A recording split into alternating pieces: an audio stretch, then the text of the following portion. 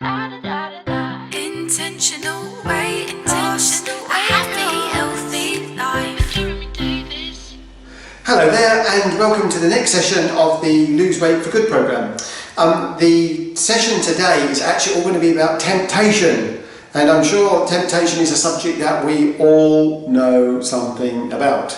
I want to talk to you about some of the things that happen that tempt different people when it comes to food. I want to talk to you about some of the tactics that we can apply to help ourselves with some of those things.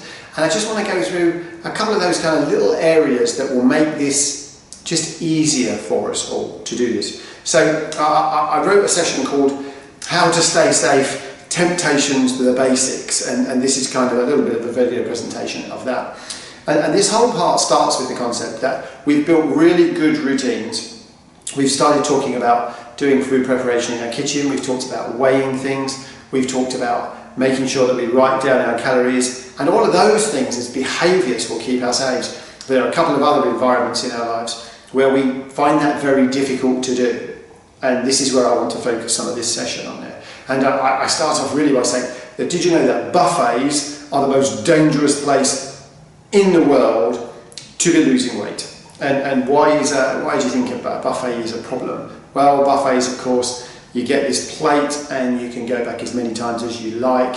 You get this plate and there's all this food in front of you and it has no calorific information on it at all. And quite often you've got buffets and you actually have no idea what you are eating really. Because as we all know, there can be high calorie versions, low calorie versions, sensible calorie versions, ridiculously covered in butter and fat versions. Who knows? You just don't know what you're eating. So my tips when I go to a buffet are to make sure that I pick up the plate. Yes, that's a good thing to do, but that I only go and fill it up once. So I have this big rule. For me, grazing is a major problem. For most people that I know that are trying to lose weight and trying to go into that new exciting world that they're into, yet again, grazing is a problem. It's because the mind is not quite trained yet as to how to stay safe. So have one plate, fill it with what you intentionally want to choose to eat. Now, in doing that, you will have learned information from your app. You will see variants there. You can put things into your app and actually see, well, I know that that is a insert whatever it is, and get a rough idea of the calories of it. Go to the meal knowing how many calories you want to eat and make value judgments with your app live while you're going as to roughly how much of this should I have, how much of this should I not have. It's really hard, but barbecues and buffets are really tough. Barbecues though I think are even harder because yet again when it comes to all the meats on the barbecues, very difficult to know exactly what it is that you're eating, very difficult to gauge sizes, just it's a tough environment, but in this space you have to use your best estimates. Same rules again, only go up once, one plate. If somebody comes and asks you, would you like another hamburger? And there's nothing wrong in that, but actually you need to just pause for a second. Would I have chosen to eat the hamburger or am I just being social? Do I want the outcomes? Go back to your why. Do I want the outcomes that I was choosing, or did I come here just to give up on those? And the answer to that is you didn't, but when you go into these environments of buffets and barbecues, you really need to be very, very firm and committed to your why statements. And so before you go, make sure you've reread them. Really make sure you've reread them. The other thing for me is that I try and, before I go to barbecues, because I know they're difficult environments, I actually try and get a little bit ahead of myself in terms of saving some calories from previous days. So I'm planning, I know one's coming, and then for the couple of days beforehand, I make sure that I grab an extra 100 calories from there that I've not eaten that day, or an extra 100 from the previous day.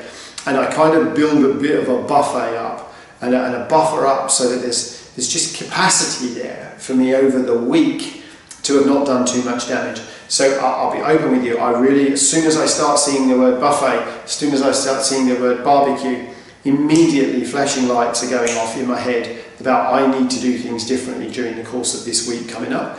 And I get through them and it's fine.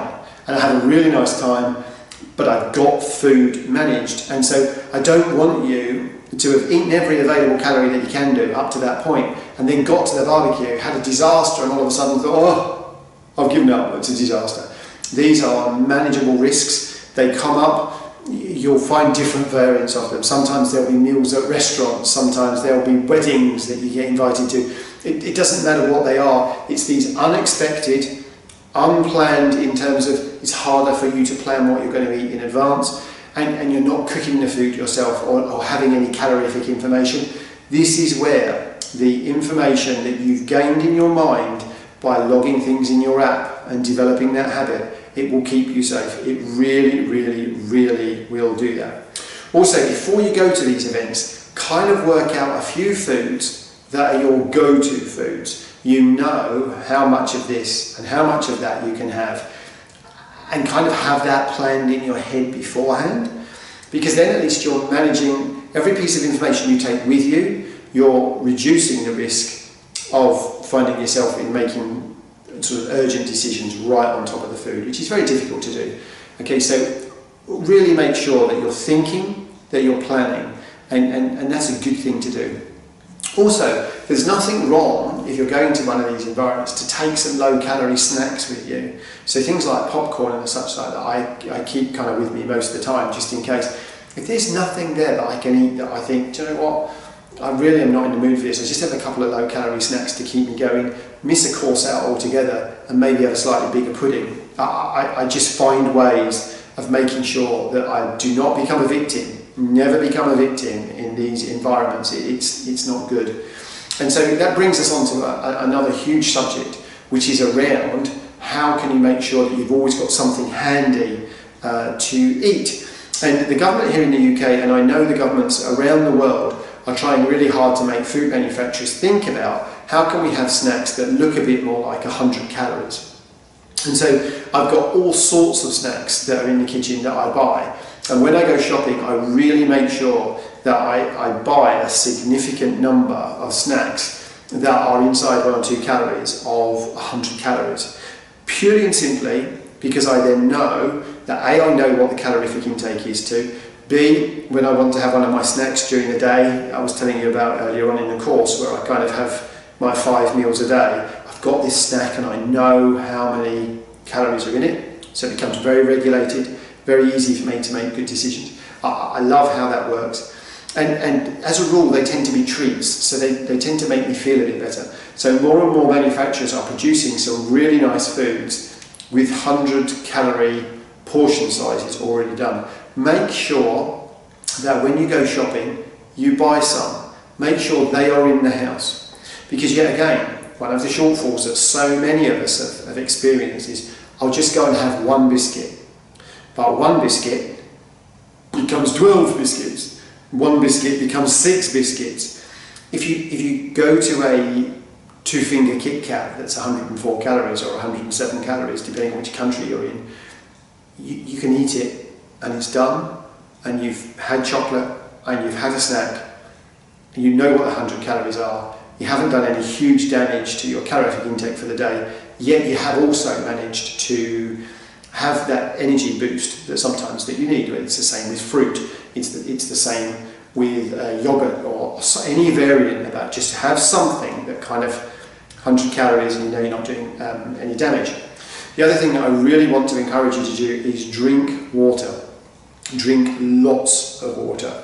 You don't want to kill yourself drowning on it, but you do want to drink. I mean, the guidelines are to have 8 big water drinks during the course of the day, usually sort of 250 millilitres.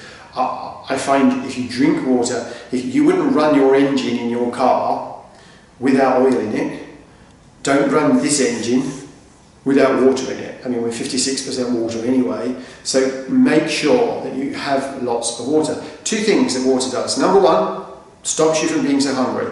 Number 2, it actually helps you burn calories. It keeps the whole system running much, much more efficiently. And then under those circumstances, guess what? Actually, you lose the weight faster. So if you start associating drinking water with actually it's helping me lose weight, you'll be bang on where all of these things are. So really kind of think about that as a real important factor for how you can consistently drive forward good food and water habits. The other thing that I'd also encourage you to do is how many of you, when you go to a restaurant, have got that one meal that you love, that you really love, that's one of your go-to meals.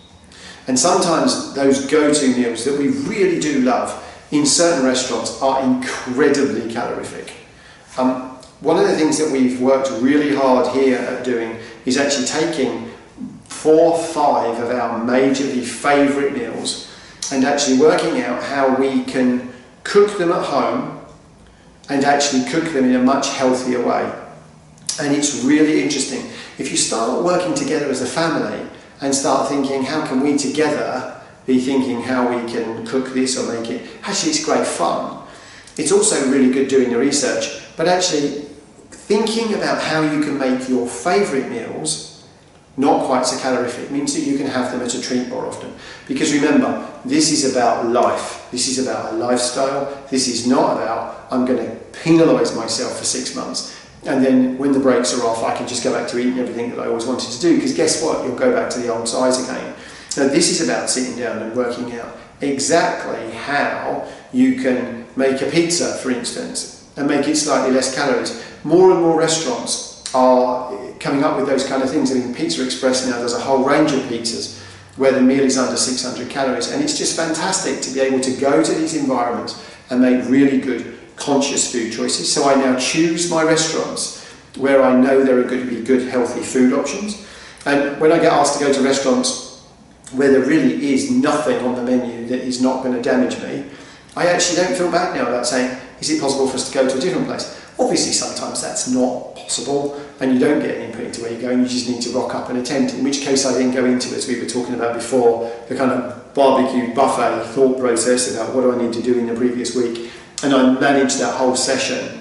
But it's really, really important that you start thinking in some of these ways. Now there's been a lot of content that we've just talked about in the last 5 minutes, 6 minutes, and I really hope that you've written lots and lots of notes. And if you haven't, I want you to go back and listen to this again, because there's so many tips and tactics there about how you can actively manage difficulties at barbecues, difficulties at buffets, difficulties at restaurants, how you can make some of your favourite foods easier for you to eat and have more often, how you can choose restaurants. These are all tips that you need to write in your journal. And you need to be working out which ones of these are easier for you to implement than others. You need to just look at the whole thing and go, okay, I know this one would be particularly difficult, but this I can do. Think about how you can build in 100-calorie snacks into your day to keep your energy levels moving. You're not starving yourself, you're actually keeping your energy levels much more constant during the day. You're creating energy. You're going to create a world where you want to move. You're creating a world where you're actually building up really good, sensible, great, strong habits that take your life forward. So there's lots of content here that you need to think about. Okay, so I hope you've written it all down. But I want to go back to something that we talked about, funnily enough, 2 or 3 videos ago, which was around, do you remember I was talking to you about the BMI score that I had? I had a BMI score of 35 and how that was going to cost me 8 years with my life dying early, 8 whole years, and what that meant to me. And hopefully that's resonated with you about actually just how many years is that going to take off my life. So for me, when I was 10 over my BMI score, I was 35, that was 8 years. If I'd only been 30 on my BMI score, so just moving to the top of overweight and moving into obese, at that point that was 3 years. Now whether it's 8 years or whether it's 3 years, to be honest, it's a significant number of years. And I want you to constantly keep thinking about this. I want that number for me to be a minus number. I want my life to be extending and making sure that I'm having a great life and I'm looking after everybody. I look at that 20 years of optional illness and do you know what? I've taken control and I want you to take control of that number. And one of the things that I talk about a great deal on this course is about the fact that making no decision is actually making a decision. And actually making no decision is making a really bad decision. So when somebody comes up to you and says, okay, would you like another hamburger? The answer to that is, no thank you. Because you know I've taken control of my life and I want great outcomes. And there is a direct linkage between you feeling under social pressure to have additional food and not being around quite so long. and you don't want to give in to that. So remember your why, remember these numbers, and know that in all of these difficult environments, which will never go away, we have to develop tactics about how we can manage them. In developing those tactics about how we can manage them, you can still stay in control, I can stay in control, and we can have those great, happy and healthy lives. So have a think about that. Please make sure that you've written lots of notes. There's a lot there that needs to be worked through. Think about what we've talked about, and I really look forward to seeing you at the next session, when we're going to start talking a bit more about our subconscious, and we're going to talk about some of the habits that we've got and where some of those have come from. And then it starts getting really interesting about how we can start controlling some of those things that take us to bad places. So we really start moving into the psychology of weight loss when we get into the next section. So really looking forward to seeing you then. Thanks ever so much for listening. See you soon. Take care. Intentional